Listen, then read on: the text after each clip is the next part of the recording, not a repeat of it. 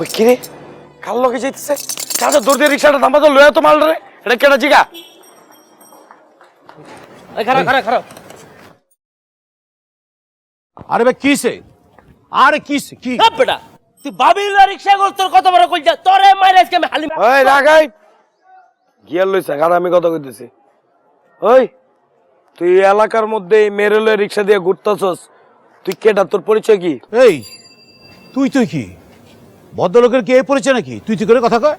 ওরে বাবা, তাহলে তোরে কি কইব? তোরে আপনি কইতে হবো তোরে? আপনি তুই আমার দেখে বুঝছস না আমি কেটা?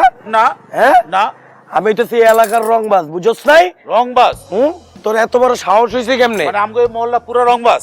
হ্যাঁ পুরা মহল্লার রংবাজ বাবু। আস্তে সাবধান।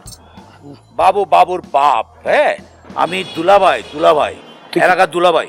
ও জাতীয় দুলাভাই হইছো? হতে পারি। তোর এত বড় সাহস হয় কেমনে? তুই এই মেরুলের রিক্সা দিয়ে ঘোরাস, তোর যদি এরপরে দেখছি একদম টেঙ্গি টুঙ্গি কিন্তু সব ভেঙ্গালাম আলার পর। কি ভাঙবি? টেঙ্গি টুঙ্গি ভেঙ্গালাবো, বুঝছস না? টেংরি? হ্যাঁ একদম টেঙ্গি ভেঙ্গালাম। টেংরি ভাগে ফেলবি? আর কি ভাঙবি কত?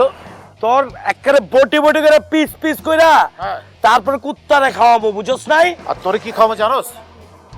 তোর সাহস কি? তোর সাহস কি? আমার দিকে তাকাবি না, আমার সামনে চোখ টোক উড়া ফেলামো। ও আমার একমাত্র শালিকা, আমার শালিকার দিকে তাকাবি একদম শুট করে দেবে, একদম চোখ উড়া ফেলাবো। কত বড় সাহস! হেহ। সাবধানে থাকিস, চেহারা চিরা রাখ, একবার মুখস্থ করে রাখ।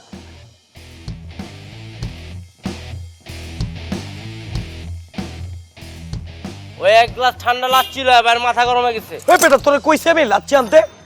আমার মাথা গরম হইছে, আমার রক্ত গরম হয়ে গেছে গা। আমার পালা মেশিন টেকাই দিল। শোনো লাবণ্য, তোমাকে আমি একটা কথা বলি, হ্যাঁ আমার এই বয়সে আমি কত পাতি মাস্তান তাঁতি মাস্তান বলে, যে ধরনের মাস্তান বলো, বড় মাস্তান বলো, সবগুলোকে থাবড়া একদম সোজা সোজা করে ফেলছি। দুলাভাই, আপনি কি আগে রাজনীতি করতেন নাকি? শোনো লাবণ্য, তোমাকে একটা কথা বলি, রাজনীতি করলে শুধু পাওয়ার থাকা না, পাওয়ার থাকতে গেলে কয়েকটা জিনিস লাগবে, মিনিমাম 3টা জিনিস তো অবশ্যই লাগবে। একটা হচ্ছে টাকা, একটা হচ্ছে সাহস, আর একটা হচ্ছে বুদ্ধি। এই 3টা জিনিস আলহামদুলিল্লাহ আলহামদুলিল্লাহ আল্লাহ আমাকে দিয়েছে। জামাই, খাওয়ার সময় অত কথা বলতে হয় না। মাছ খাইতেছো, খাও, দেখে শুনে খাও, তাহলে কাটা গলা বিঁধবে। 8 বছর হলো বদরুকে কিন্তু বাবা ছিল না। এই বদরুকে দেখে মানুষজন এখনো সমীহ করে চলে, এখনো এভাবে কর্নিশ করে চলে। তুমি সেদিন দেখলা না, একটা বাঘ পুরা বিড়াল হয়ে চলে গেল। তোমার বাবা কিন্তু বুঝে না। আসলে আব্বু, তুমি যদি কালকে নিজের চোখে দেখতা তাহলে বুঝতা। জামাইয়ের কথা কোনো কালো বিশ্বাস করিনি, আজকেও করি না, ভবিষ্যতে করবো না। হায় রে আব্বাজান, আপনার এই জামাইয়ের কথায় বহু এমপি হয়, বহু জন মন্ত্রী মিনিস্টার হয়, হ্যাঁ কত প্রমোশন দিয়ে কত বড় অফিসার করছি, আর আপনি আমাদের চিনলেন না। দুলাভাই, আপনি ওদেরকে কি এমন বলছেন যে ওরা বাঘ থেকে বিড়াল হয়ে গেল? শোনো লাবণ্য, আমার কাছে এমন একটা জিনিস আছে, ওই জিনিসটা যেটা ঘোড়া হাতি টাতি যত বড় জন্তু জানোয়ার বাঘ সিংহ দেখে সাথে সাথে বেহুশ হয়ে যাবে। ইভেন মানুষ পর্যন্ত দেখা মতো বেহুশ হয়ে যায়। কি দেখবে, কিন্তু একটা সত্য, কাউকে কিন্তু বলতে পারবা না। হ্যাঁ পিস্তল? শুনো, এমন একটা জিনিস আমার কাছে আছে, এই জিনিস দেখলে তো যে কোনো মানুষ তপ করে অজ্ঞান হয়ে যাবে। কিন্তু জানো, আব্বা জানের আচরণে আমার মাঝে মাঝে মনে হয় কোনো একটা অঘটন ঘটা ফেলে, শুধু করি না কেন জানো, তোমার বড় বোনটা এতিম হয়ে যাবে। না না দুলাভাই, এই কথা কিন্তু ভুলেও আর মাথায় আনবেন না। যতই হোক আমার আব্বা কিন্তু আপনার শ্বশুর, শ্রদ্ধার মানুষ, সম্মান করবেন। আমার তো আপনার সাথে থাকতেও ভয় করতেছে, কখন জানি ঠাস করে উড়াই দেন। আমি যাই। আরে লাবণ্য শুনো, আরে লাবণ্য, আরে লাবণ্য, ধুর।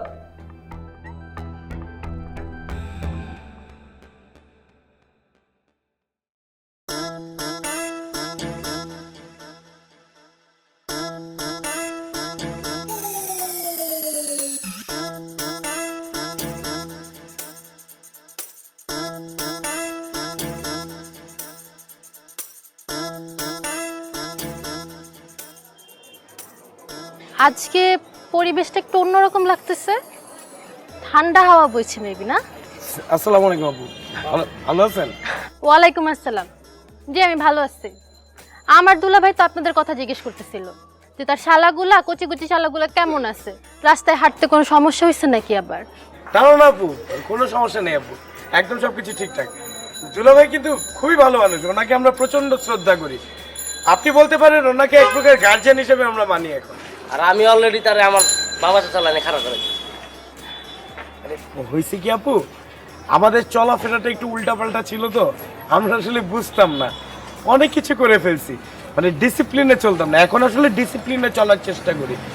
মানে আমরা জানায় অজানায় মানুষের অনেক ক্ষতি করে ফেলছি, মানুষ আমাদের কারণে অনেক কষ্ট পাইছে। এখন আসলে আমরা জেনে শুনে কাউকে কোনো কষ্ট দিতে চাই না, ক্ষতি করতে চাই না। প্রতিদিন চেষ্টা করি কোনো না কোনো মানুষের কোনো না কোনো উপকার করার। আপু আপনি যদি অনুমতি দেন তাহলে আজকে আপনাকেও একটা উপকার করতে চাই। কি উপকার? না মানে এই যে আপু, আপনি যে ডিম আইসক্রিম নিয়ে বাসার দিকে যাচ্ছেন, আপনি যদি অনুমতি দেন তাহলে আপনার ডিমটা আমি হাতে নিয়ে আপনাকে আগে দিতে পারি। আপনি কি মজা নিতেছেন আমার সাথে? মাত্র 2 হালি ডিম আমার হাতে, এটা তেমন কোনো কিছুই ভার না, এটা আমি একাই নিতে পারবো।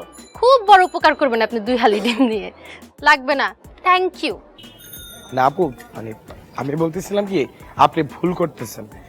বিষয়টা হইতেছে কি, সব কষ্ট আসলে শারীরিক কষ্ট, বিষয়টা এরকম না। মানে এই যে আপনি ভারী জিনিস নিয়ে যাবেন, সেই কষ্টটা শারীরিকভাবে আপনি ফিল করতে পারবেন, সেটা হচ্ছে প্রত্যক্ষ কষ্ট। কিন্তু মানুষের কখনো কখনো কিছু পরোক্ষ কষ্ট ফিল করতে হয়। যেমন ধরেন এই যে আপনি হাতে ডিম এবং আইসক্রিম দুটো একসাথে রেখে আরেক হাতে মোবাইল রেখে হাঁটছেন, যার কারণে আপনি আইসক্রিমটা খুলতেও পারতেছেন না, খাইতেও পারতেছেন না। আপনি বাসা পর্যন্ত যেতে যেতে এই আইসক্রিমটা 20% গলে যাবে, পুরাপুরি ধরেন মিল্ক শেকে পরিণত হয়ে যাবে। এমন হতে পারে আপনার জামাও ময়লা হয়ে যেতে পারে। এর জন্য আমি বলছিলাম কি, আপনার এই আইসক্রিম, এই ডিস্টার্ব এলিমেন্টটা আপনি যদি খেতে চান এখনই, তাহলে ডিমটা আমার হাতে দিন, আপনার হাতটা ফ্রি করুন, তারপর আইসক্রিমটা খুলে খেতে খেতে বাসা পর্যন্ত যেতে পারেন। আমি আপনার এই উপকারটা করতে চাই, ডিমটা দিবেন আমার হাতে? জি প্লিজ, চলুন। থ্যাংক ইউ, আপনি আমার খুব বড় উপকার করলেন। আমি এখন একটু খেতে খেতে যাবো।